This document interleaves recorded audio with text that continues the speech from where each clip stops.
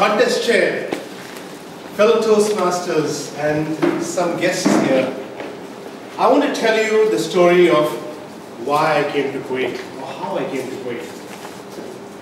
I got deported from the US. But great, all of you know I came here in the summer of 1993. Let me tell you what happened 4 weeks before that. 4th of July. Everyone was out drinking, so was I. I went to the dance and I saw something that really, a figure that really shocked me. 36. 36. No, it was not some combination of the same. It was the shape of a beautiful woman. I asked her to dance. Now remember, in those days I wasn't as handsome as I am now.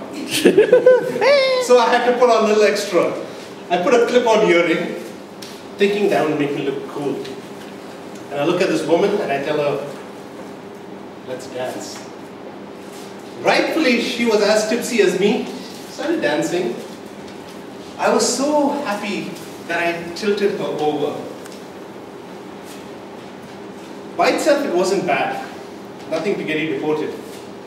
What followed later is scary. You see, when I tipped her over, I didn't realize that she'll grab me. And when she went to grab me, she pulled my earring, and lo and behold, it fell in between her 36. Now, I was in a dilemma. How do I take it out? Do my fingers pluck them out? Or should I straighten her up and hope it falls down? Now this is where the craziest idea came in my mind. She was tilted all the way over. Why don't I lift her legs up, tilt upside down and shake a little bit? Now trust me guys, when you are tipsy, don't tilt anyone upside because you yourself get tipped. We both ended up falling down, me on top of her. Rest assured, no problem. I'm not yet deported, or nothing to be deported about. What follows next does. As I dust myself off, a big husky guy walks over to me and says, "Son, what are you doing to my daughter?" "Sir, I fell down. Nothing happened, trust me." And just then, she puts her hand inside and says, "What is this? Is this yours?" I look at the man.